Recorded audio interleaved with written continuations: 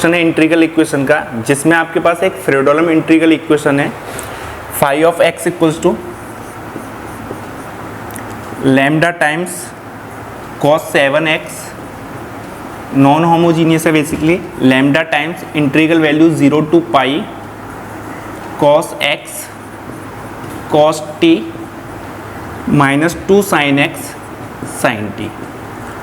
तो जब भी आपके पास कर्नल आपके पास सेपरेबल होगा तो आप इसको कैसे सॉल्व करते हैं, एक डी लैम्डा मैट्रिक्स फॉर्म करेंगे हम। तो डी लैम्डा हमारे पास क्या होगा, 1 minus lambda times alpha 1 minus lambda times alpha 2 minus lambda times alpha 1 minus lambda times alpha 2 where हमारे पास जो एल्फा आई जे होगा वो क्या होगा, integral value 0 to pi alpha i of t into beta j of t into d t. Alpha i beta j क्या है हमारे पास, ये एल्फा आई है मेरे पास, alpha 1 of x beta 1 of t alpha 1 of t sorry x beta 2 of t. ये मेरे पास एल्फा आई बीटा जे है। तो यहाँ से आप एल्फा आई जे फाइंड करेंगे तो एल्फा 21 एंड एल्फा 12 आपके पास 0 आएगा। एल्फा 1 की वैल्यू आपके पास एल्फा 11 की वैल्यू π/2 आएगी एंड एल्फा 22 की वैल्यू आपके पास -π आएगी।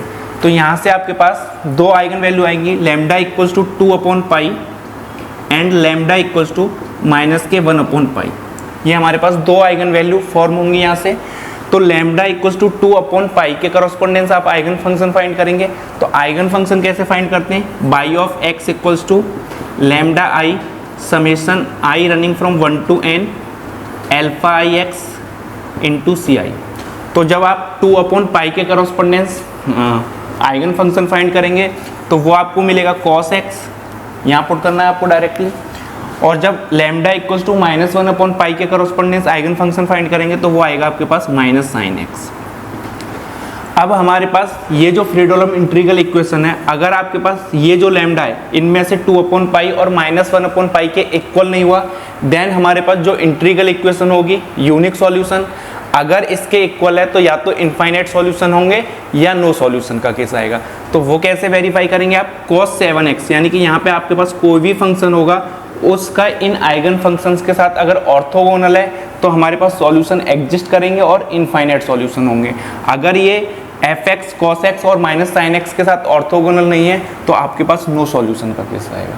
तो हमें यहाँ से वेरीफाई करना है कि cos 7x आपके पास 0 टू पाई में, आप वेरीफाई कर लीजिएगा, ये 0 देगा हमेशा इंटू cos x, इसकी वैल्यू 0 आएगी।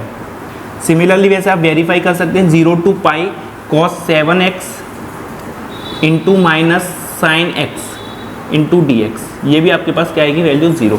तो यानी कि ये जो मेरे पास cos 7x है वो cos x के साथ भी ऑर्थोगोनल है, -sin x के साथ भी ऑर्थोगोनल है। तो यानी कि लैम्डा इक्वल्स टू 2/π और लैम्डा इक्वल्स टू -1/π के लिए सॉल्यूशन एग्जिस्ट करेंगे और इनफाइनाइट होंगे। तो यहाँ से हमारे पास कंक्लूजन निकला कि आप कोई भी लैम्डा चूज कीजिए, उसके पास given Fredholm integral equation has unique solution. तो फर्स्ट ऑप्शन है आपके पास, for every lambda belongs to R a solution exist true. Lambda अगर आप ये चूज करेंगे तो इनफाइनाइट सॉल्यूशन, अगर लैम्डा इसके इक्वल नहीं है तो यूनिक सॉल्यूशन होगा। तो फर्स्ट ऑप्शन ट्रू होगा। There exist lambda belongs to R such that solution does not exist, false.